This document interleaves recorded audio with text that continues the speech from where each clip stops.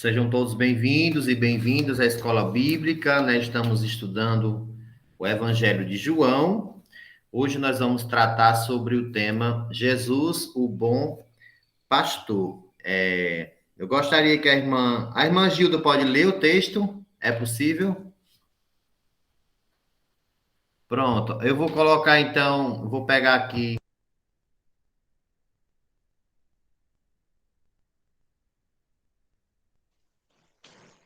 Eu vou Vou ler descer, então mas aqui, tá certo? Do eu vou estar capítulo ouvindo. 10. Quem puder aí abrir a sua Bíblia, é João capítulo 10. Do versículo 1 em diante.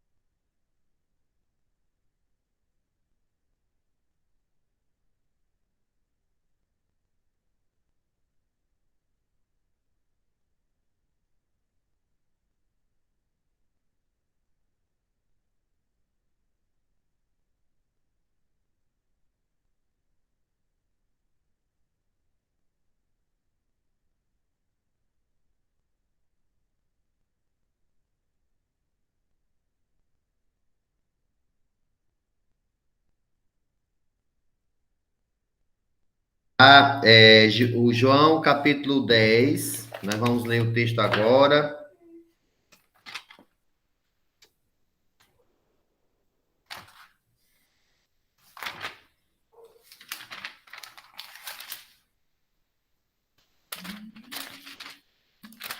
Estou inaugurando minha Bíblia nova que eu comprei.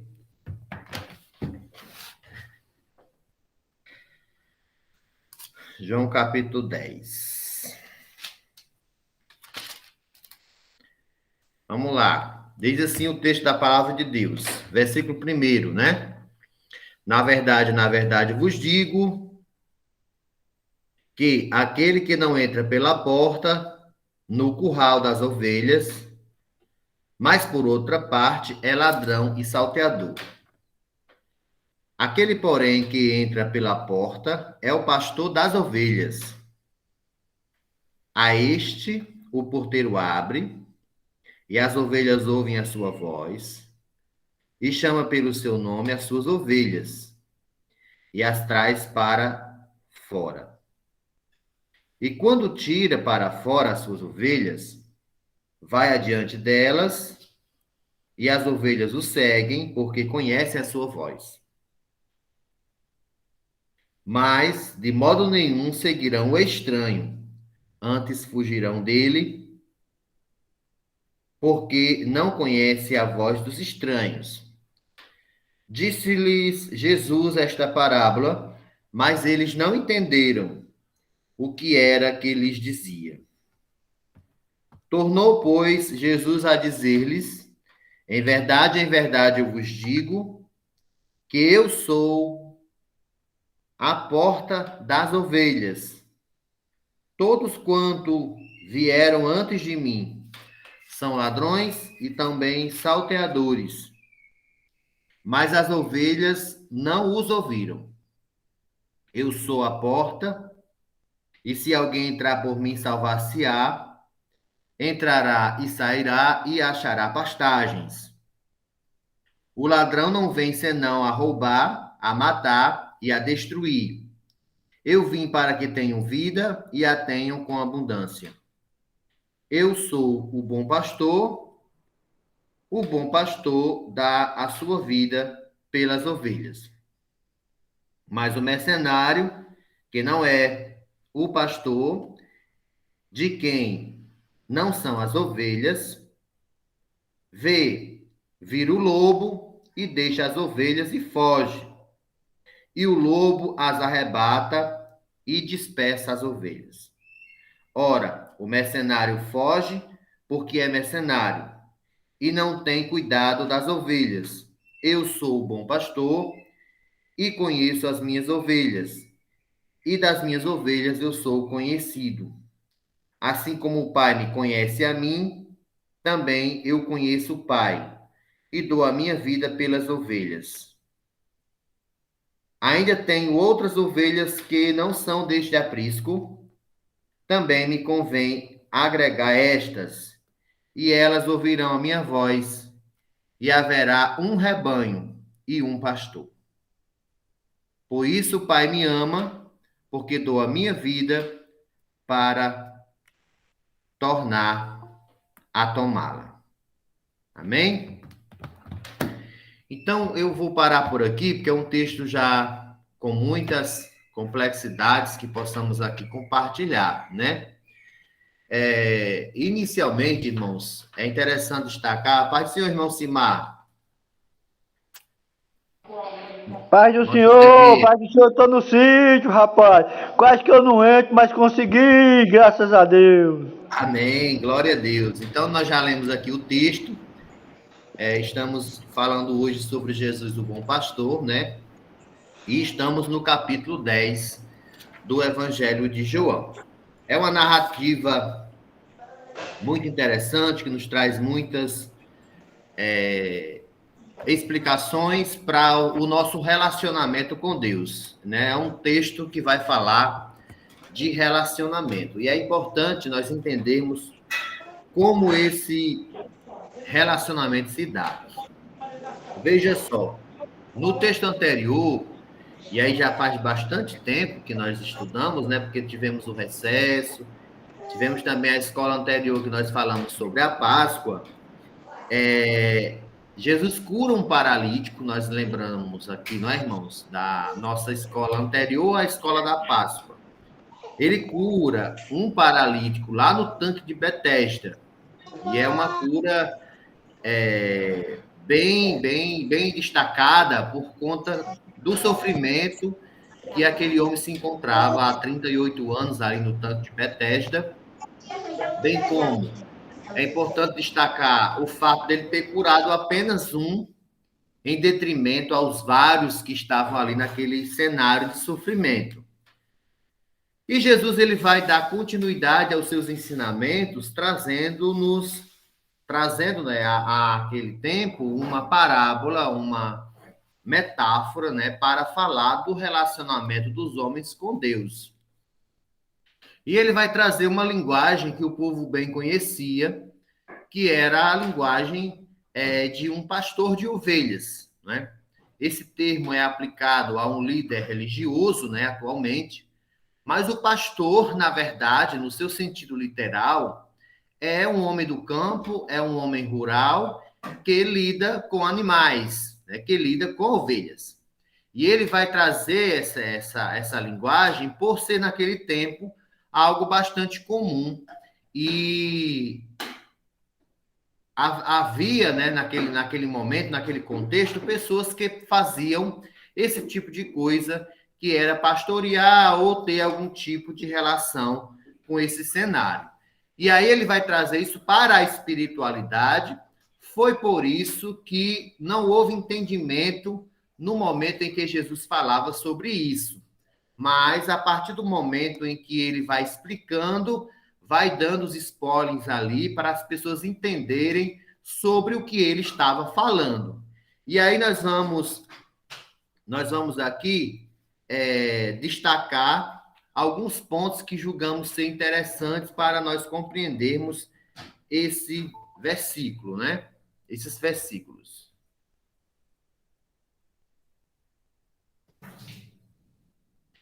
Vejam só.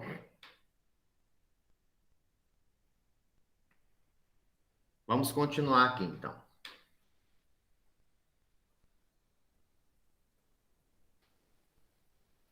Estão me escutando, né? Continua todo mundo me ouvindo? Sim, né? Amém, amém. Tá certo. Bora lá. Jesus, ele estava sendo perseguido pelos judeus e a paz do Senhor, irmã. Bom dia, irmã Joés. Ô, Deus te Joés, abençoe, minha irmã. Seja bem-vinda. E a paz do Senhor também ao seu esposo. Deus abençoe. Então vamos aqui destacar alguns pontos que julgamos ser interessantes para nós estarmos falando sobre esse relacionamento que Jesus vai tratar aqui nesse texto, né? Ele vai dizer que ele mesmo é a porta. né? A primeira metáfora que ele vai trazer aqui para nós. Trazendo para nós uma explicação de que nós temos que passar por ele para ter acesso ao reino de Deus. Ninguém tem acesso pelo seu próprio mérito, ninguém tem acesso pelo seu próprio comportamento, ninguém tem acesso pela sua própria cultura, mas na realidade nós precisamos passar por ele. Eu sou uma porta, né? E há somente esta porta, não há outra porta, destacando ele aqui que ele é o caminho, né? Não é um caminho alternativo, mas é o único caminho de esperança que o homem pode ter, tá certo? Então veja só, Jesus ele é a porta, ele é o pastor das ovelhas, só ele é o verdadeiro pastor. E aí ele vai trazer alguns elementos em torno dessa relação, para que nós possamos, inclusive, olhar para nós mesmos e analisar como anda a nossa vida, né? Eu acho interessante é que ele vai dizer o seguinte, olha, no versículo de número 3, ele diz assim, a este o porteiro abre. Quer dizer que, na lei, né, o porteiro imediatamente o deixou entrar, porque ele tinha guardado perfeitamente a lei em uma realidade que ele era o único que tinha completado tal coisa. E as ovelhas ouvem a sua voz. As ovelhas ouvem a sua voz. Você não endureceu o coração, não se estremeceu diante da voz de Deus. Quer dizer que as ovelhas ouvem a voz do pastor verdadeiro. Então, isso aqui, irmãos, é uma revelação do próprio Espírito Santo. Quantas pessoas na Terra não estiveram, ou não estão, ou não estarão falando em nome de Deus? Em nome de Deus, as pessoas fazem até guerra, não é verdade? Agora, não é todos que falam no nome de Deus que merecem crédito. Então, o mérito de nós ouvirmos a voz do próprio Deus é do Espírito Santo.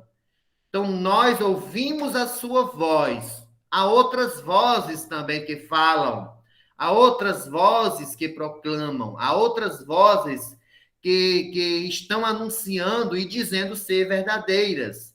Mas nós ouvimos a sua voz. Isso é algo interessante. Quando eu escuto ou quando eu vejo as pessoas dizendo assim, eu me desviei por conta do pastor fulano de tal. Eu saí da igreja por conta do irmão Simar, por exemplo, que é quase impossível. Esse tipo de explicação Misericórdia. é uma demonstração de que você não ouviu a verdadeira voz. Nada e nem ninguém, em nenhuma circunstância, poderá separar você do amor de Deus. Foi isso que o apóstolo Paulo nos confirmou, né? Nada nos separará do amor de Deus, nem a guerra, nem a espada, nem a fome, nem a tristeza, nem a necessidade, nada. Ah, mas eu passei a servir a Deus e eu passei a ter mais necessidades, passei a ter mais problemas. Eu estava ontem ouvindo uma explicação interessante de uma irmã, a irmã Maria, né, falando sobre quem adentra no reino de Deus. Eu achei interessante que ela dizia assim, quando nós entramos no reino de Deus, é como se a gente fosse convidado para uma sala e aí tivesse um pano cobrindo uma série de coisas. E quando você adentra, alguém tira esse pano e as coisas passam a ser vistas. Não é que os problemas aumentam. Na verdade, você estava dentro de um fogo e nem estava percebendo que estava se queimando. Você perde a sensibilidade, né? Você não tem a sensibilidade. Mas quando você adentra no reino de Deus, você passa a ter uma sensibilidade para perceber os perigos onde você se encontra. Então, não é que quando a gente se converte, os problemas aumentam. Na verdade, todos eles estavam ali, mas por conta da nossa cegueira, nós não enxergávamos o risco onde nós estávamos inseridos. Então, quando a palavra aqui está dizendo, quando Jesus está dizendo o povo, o meu povo, escuta a minha voz, ele está falando de uma revelação, né? Se você hoje está aqui, se você se mantém de pé, por mais que você tenha passado por várias dificuldades, por várias intempéries que a vida te impõe, é porque você escutou a verdadeira voz e nem nada e nem ninguém te separará do amor de Deus. E ele vai continuar a dizer, o que eu acho interessante é que além da voz do chamado, existem outros elementos nesse relacionamento que é bem importante nós destacarmos. Porque há muitos que escutam a voz, há muitos que chegam até a se emocionar, mas não permanecem. Então, assim, o importante não é somente ouvir a voz e entrar, mas o importante é também permanecer. Veja, ele diz assim, ó, versículo 3 que eu estava lendo, né? Versículo 4. E quando tira para fora as suas ovelhas, vai adiante delas. Quando você está vivendo um relacionamento com Deus, você não vai na frente de Deus, ou Deus não vai ao seu lado, como muitas vezes alguém diz assim: Deus te acompanhe. Misericórdia, né? Se Deus estiver me acompanhando, eu vou me estabanar, porque eu estou indo na frente. Na verdade, quem tem que estar na frente é Deus. Jesus, ele se compromete no nosso relacionamento com ele, que quando nós escutamos a sua voz, ele vai na frente. Era assim que pastoreava os pastores de ovelhas do campo daquela época. O pastor ia na frente, chamava as ovelhas e as ovelhas iam atrás. É uma metáfora, é uma comparação para que nós possamos colocar Deus na frente e assim preparar o nosso caminho para que nós possamos ir.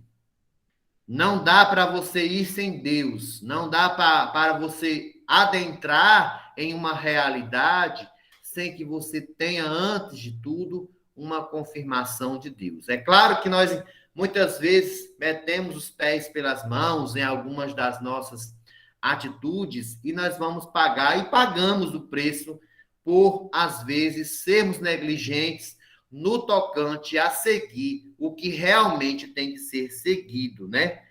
Ele é o dono, assim como também o pastor das ovelhas, e tem, portanto, por dizê-lo assim, um duplo amor por nós. Ele tem tudo planejado para você. Você não é um acidente, você não é um acaso, você, na verdade, é alguém que foi designado para viver obras que ele preparou para você. Então, o coração verdadeiro conhecerá a sua voz, e o coração falso seguirão outras vozes. Qualquer profecia, qualquer pessoa falando bobagem vai fazer você titubear, caso você não esteja realmente firmado nesse relacionamento. E aí é interessante também destacar que, além de Jesus estar na frente, preparando o caminho, existe também uma provisão. Ele providencia para você livramento, porque na caminhada nós vamos ter os ladrões e os salteadores. A palavra aqui vai falar sobre ladrões, salteadores, e como o contexto é um contexto de ovelhas, né, vai falar de lobos, né, trazendo aqui uma metáfora para o mal. Lobos, o lobo ele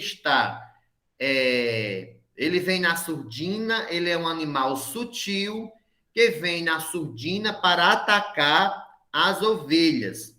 Olha, gente, uma coisa interessante que eu gostaria de destacar aqui. Nós estamos vivendo um tempo complicado de relacionamento entre os irmãos, e isso tem trazido uma dificuldade para a igreja. Eu não sei se vocês já perceberam. Olhe para um rebanho de ovelhas, quem tem essa oportunidade, ovelha mesmo, ovelha animal. Quando elas estão no rebanho, por mais que elas estejam diante de um perigo, elas estão mais calmas. Mas uma ovelha, quando ela está desgarrada, quando ela está distante do rebanho, ela não sabe para onde ir. Ela não tem direção. Porque a ovelha, ela foi preparada para viver em rebanho. Esse texto aqui já é um murro em nossa cara, para nos chamar a atenção de que a igreja é uma sociedade de pessoas, pessoas diferentes, pessoas difíceis, pessoas agradáveis, pessoas não agradáveis. São pessoas, entende? As ovelhas, por mais que elas tenham um certo padrão, elas são diferentes. Mas há uma necessidade de que nós estejamos juntos. Quanto mais divididos nós estivermos nas nossas opiniões, nos nossos interesses, mais fragilizados nós estaremos e nós seremos mais presa fácil para o lobo. Porque caso você esteja sozinha ou sozinho num empreendimento, certamente você estará mais fraco ou fraca para fazer aquele empreendimento. Eu não estou dizendo que igreja é lugar das pessoas concordarem com tudo. Eu não estou dizendo isso. É até importante que haja divergências de opiniões. Eu só estou dizendo que nós podemos resolver nossas situações de opiniões. Nós podemos sentar para o diálogo, nós podemos ceder numa parte, admitir outras mesmo sem aceitar. É assim que vive uma sociedade de igreja. Então, qualquer sociedade humana, inclusive a Igreja do Senhor. Eu vou discordar do irmão Jorginho em alguns momentos, ele vai discordar de mim, mas noites e noites no travesseiro, oração e mais oração, entendimento mais entendimento, nós vamos cedendo umas coisas e vamos analisando que é importante o irmão divergir de opinião comigo. Isso é interessante para o crescimento do reino de Deus. Nada e nem ninguém pode nos separar desse chamado. As ovelhas ouvem a minha voz. E note que o texto é chamado para uma unidade. Não existe duas igrejas, não existe dois pastores, não existe dois rebanhos, só existe um rebanho, embora tenhamos várias denominações.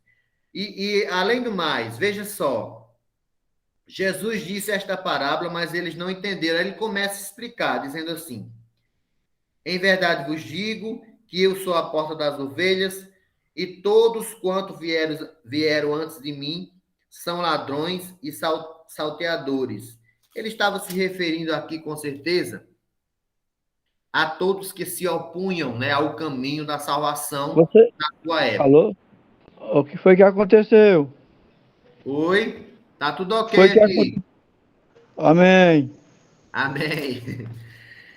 Glória a Deus. E ele vai dizer também, vai nos alertar sobre o ladrão e sobre o salteador, né?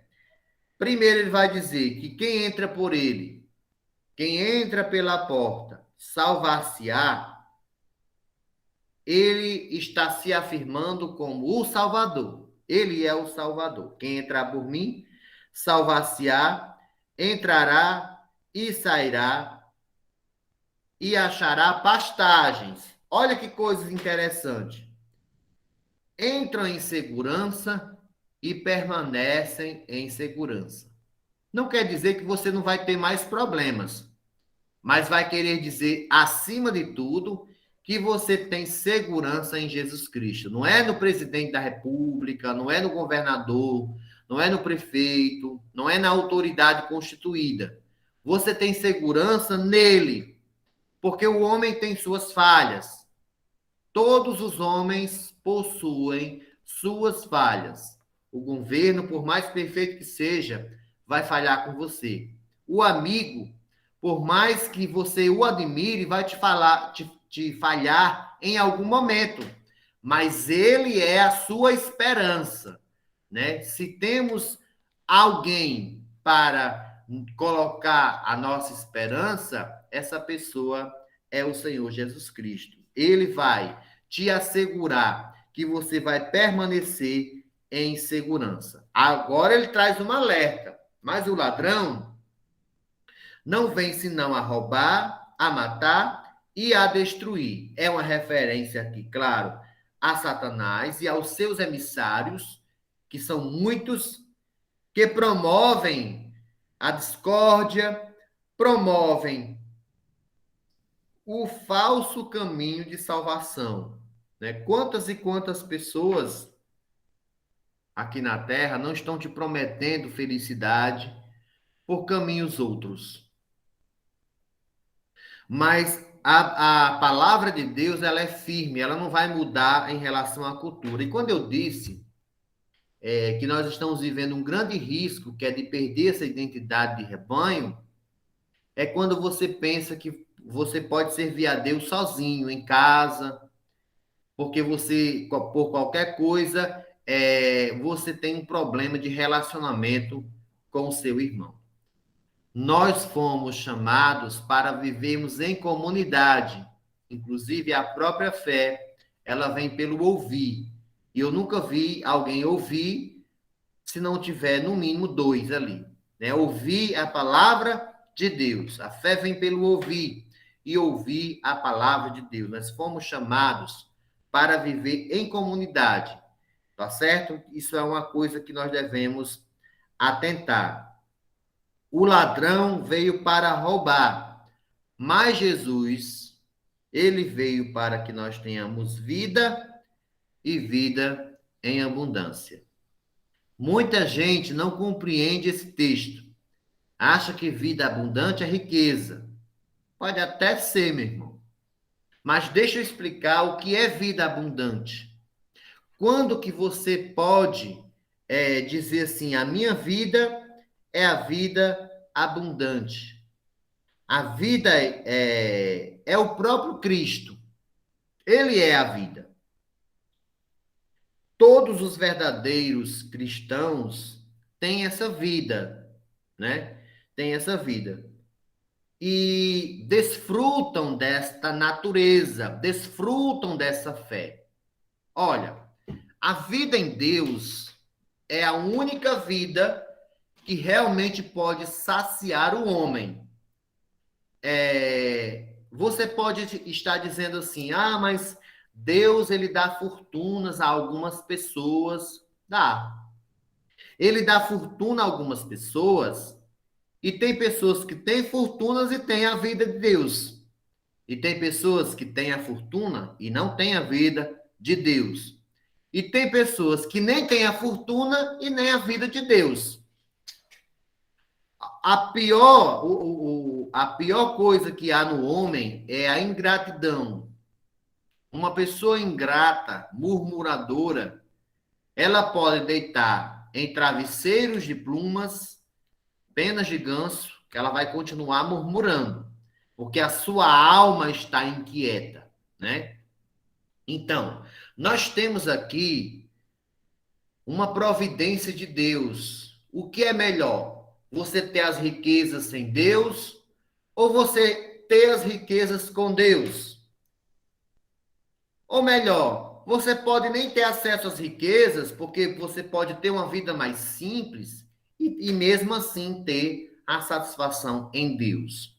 Meus queridos, o detalhe está no relacionamento. O detalhe está no relacionamento.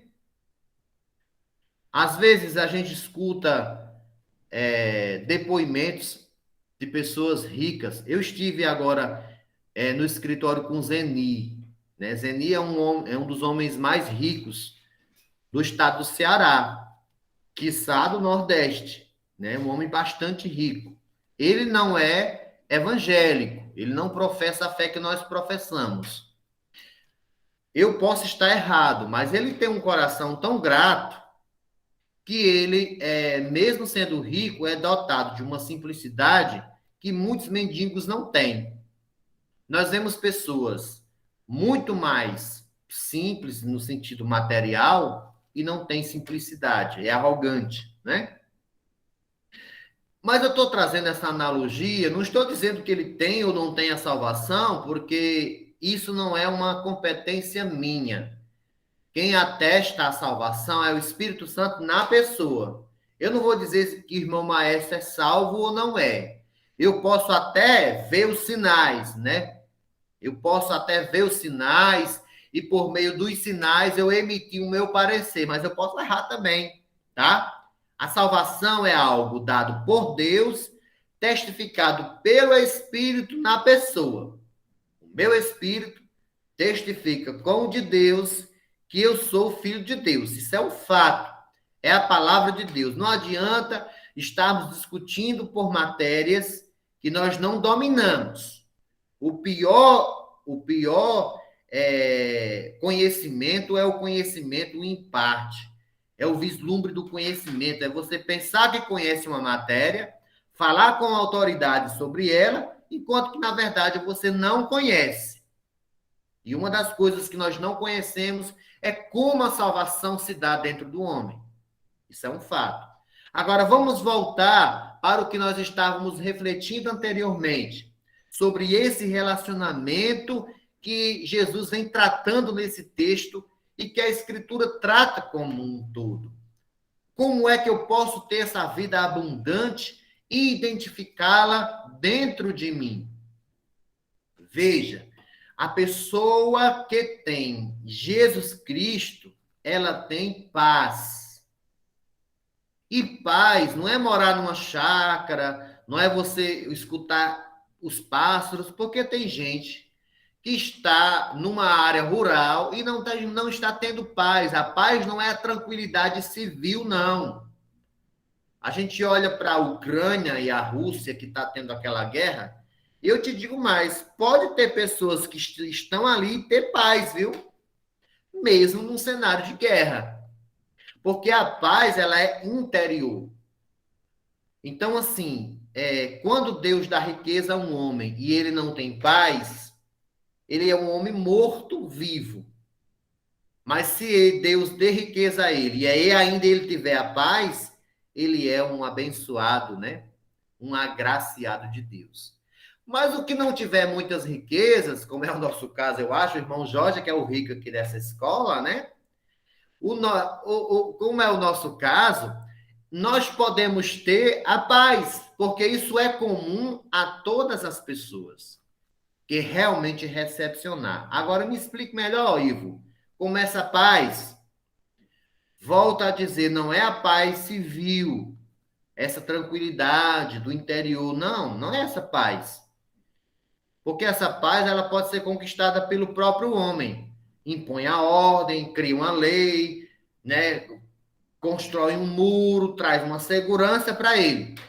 Não é dessa questão que eu estou falando. Eu estou falando do interior. Então, o homem Jesus ele olhou para aquele jovem rico e disse assim: que adianta o homem ganhar o mundo inteiro e perder a sua alma? Então, o nosso pastor, que é Jesus Cristo, ele vive pelas ovelhas. Ele é o príncipe dos pastores. Ele vem pelas ovelhas e para as ovelhas. A cruz, sua vida, ele deu por nós, como garantia da vida eterna. Então, isso traz para nós uma sensação de tranquilidade. Você sabia que nós podemos estar diante de uma guerra mundial? Na semana passada, nós promovemos um debate lá na faculdade, né, sobre essa instabilidade civil que está no mundo.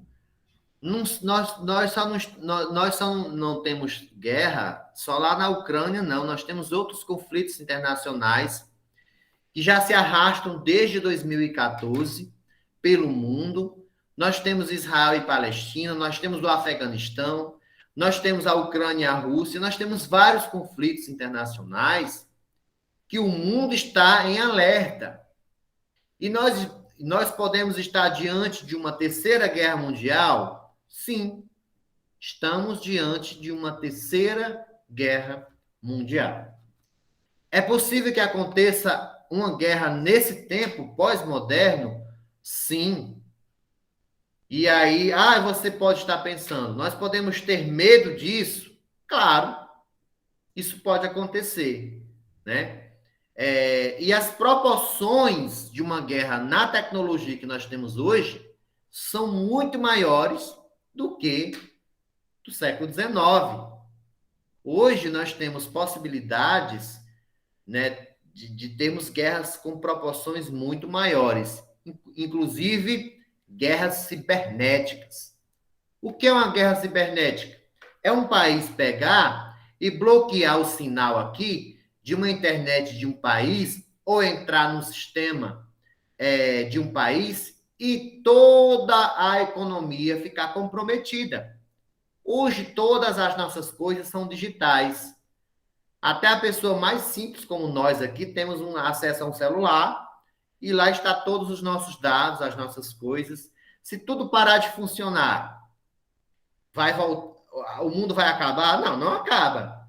Mas nós vamos ter contas bloqueadas, não vamos poder sacar dinheiro, nós não vamos poder comprar, nós não vamos poder vender, tá certo?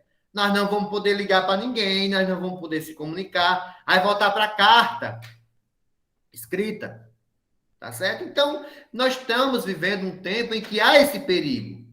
Mas Jesus, ele é o dono da paz. Isso não é para gerar pavor em nossos corações. É para que nós possamos ter claro, né, essa certeza de possibilidade, mas também, ao mesmo tempo, olharmos para esse relacionamento que ele nos proporciona. O mercenário, para finalizar aqui nossa reflexão, né? O mercenário, que não é pastor, ele se faz passar de pastor. Esse aqui é o problema. Mas realmente não é.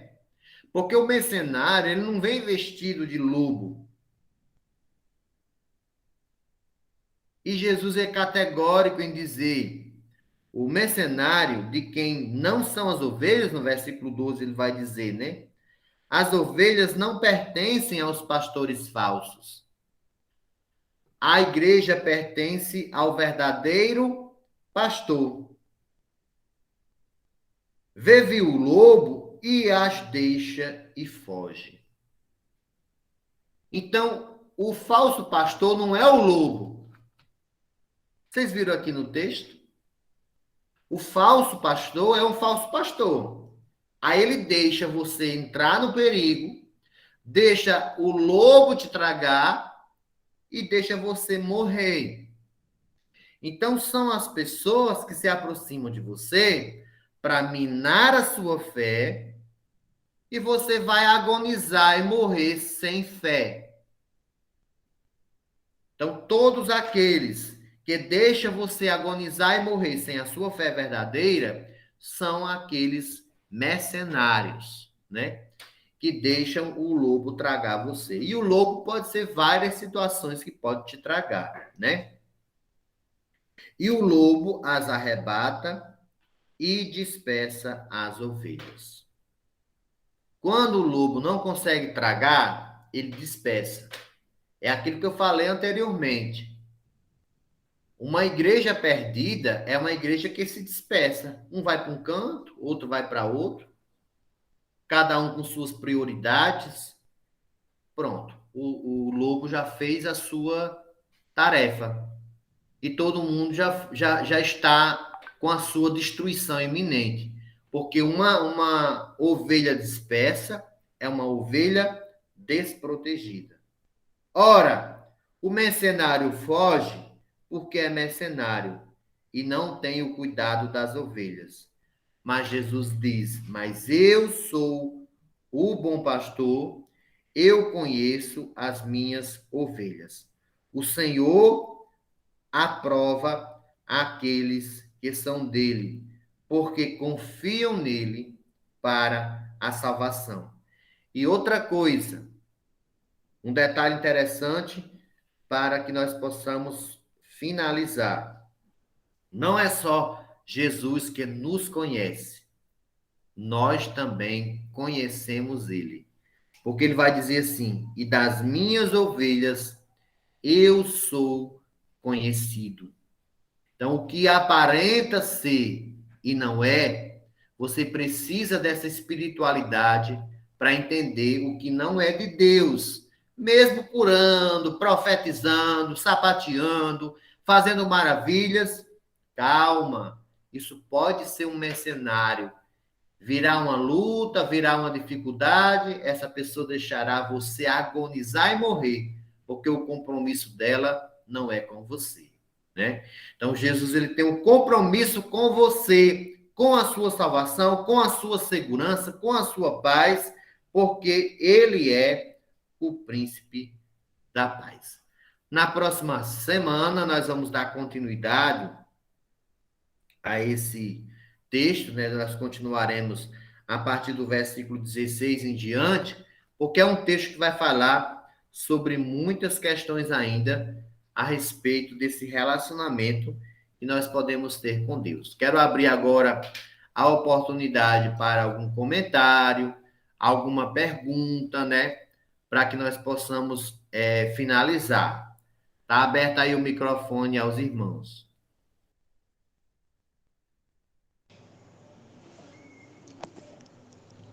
Eu como sou o mais velho, eu tenho que começar. O mais rico fica por último, viu? O mais rico. Começa por o mais velho. Vou simplificar e dizer talvez duas frases. Eu sou analfabeto, eu não entendo desse negócio de frases. Mas é o seguinte: ontem, ou melhor, hoje, eu estou mais distante da morte do que, ou melhor, do que amanhã, porque amanhã eu estarei mais perto. Ontem eu era menos sábio do que hoje, porque a palavra de hoje me edificou mais e mais. Então hoje eu estou mais sábio. Era só isso que eu tinha que dizer. Tenham todos um bom dia e até a noite na igreja, se Deus quiser. Amém, glória a Deus. Palavras sábias mesmo.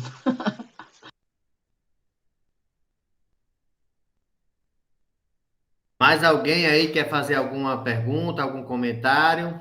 Eu, eu, eu queria observar só, Ivo,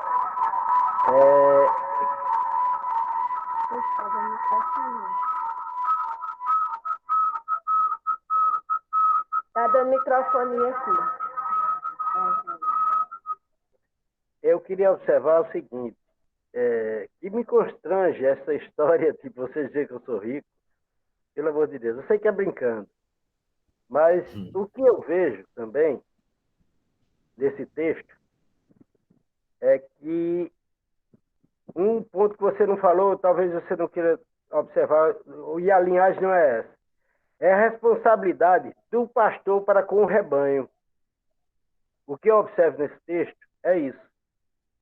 Não é só a ovelha rebelde, nem a ovelha intransigente. É a responsabilidade também do pastor, que é Jesus Cristo, junto ao rebanho. Ele diz, cuida bem das suas ovelhas. Né? E às vezes existe a rebeldia de uma ovelha que não é viável. Não existe possibilidade de a gente se decepcionar por causa disso. O alvo é Cristo, o pastor é ele, e nós seguiremos até o fim, seguindo a Cristo. Mas também ele observa a responsabilidade do pastor para com o rebanho. Era só isso que eu tinha para acrescentar. Amém. Glória a Deus. Quero agradecer a presença de todos, né, irmão Maécio, Ana Selma, agradecer a Yara. Yara, você está em São Paulo, é? Não, eu estou em Minas. Está em Minas, né? Obrigado, minha irmã, pela participação. Se quiser participar todos os domingos, nós temos a escola. Eu mando o link para você. Obrigado ao José Vieira, a irmã Joaci, irmão Jorginho, a irmã Gil. Até logo mais à noite, tá certo? Muito obrigado. Maestro também. Foi o primeiro que eu falei, Maécio. Ah, Rico. foi, desculpa. É porque ele não abriu a boca, a gente... Sim, uma palavra que o irmão Jucimar disse agora.